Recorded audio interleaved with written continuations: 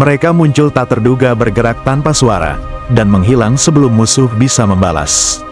Mereka bukan legenda, mereka nyata. Inilah pasukan setan, salah satu unit paling ditakuti di medan tempur Indonesia. Pasukan setan adalah julukan bagi unit elit dari Yonif 315, Garuda dari Kodam 3, Siliwangi. Julukan, pasukan setan, untuk Yonif 315, Garuda, Garuda Rider.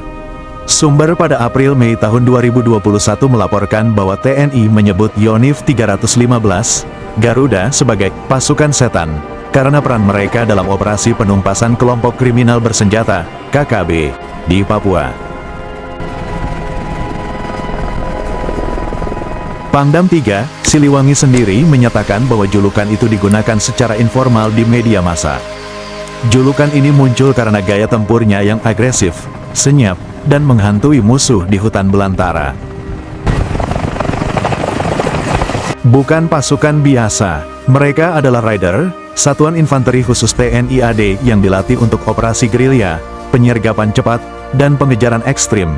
Musuh-musuh mereka menjuluki mereka pasukan setan, karena kemunculan mereka yang tak terduga dan cara bertempur yang kejam namun efisien. Julukan itu melekat hingga kini, bahkan menjadi kebanggaan tersendiri bagi para personelnya.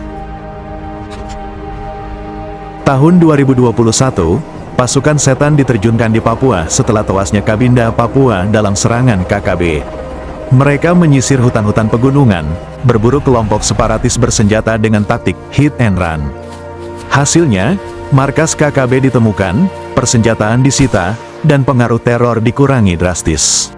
Aksi ini membuat pasukan setan semakin ditakuti, bahkan KKB menyebut mereka sebagai musuh paling mematikan.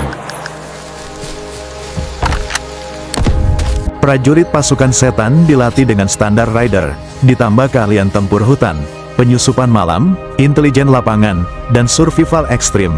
Mereka dilatih untuk hidup di hutan selama minggu-minggu tanpa logistik luar. Operasi mereka sering dilakukan dalam tim kecil, mengandalkan kecepatan, kejutan, dan medan yang mereka kuasai. Mereka dibekali dengan senapan serbu ringan agar lincah di medan berat. Peralatan night vision, radio lapangan, GPS taktis. Beberapa tim dilengkapi drone mini untuk intai cepat. Dalam pertempuran, mereka mengandalkan prinsip cepat datang, keras menghantam, cepat menghilang. Mereka bukan hanya pasukan tempur, tapi juga simbol ketegasan negara di wilayah konflik. Ketika pasukan reguler tidak cukup, pasukan setan dikirim untuk mengakhiri ancaman. Keberhasilan mereka bukan hanya karena senjata, tapi mental baja, loyalitas, dan disiplin ekstrim. Mereka mungkin tak banyak dikenal publik, tapi di medan yang paling berbahaya, merekalah yang bergerak lebih dulu. Mereka bukan pasukan biasa. Mereka Devil Force. Jika kamu salut pada mereka, bantu share video ini.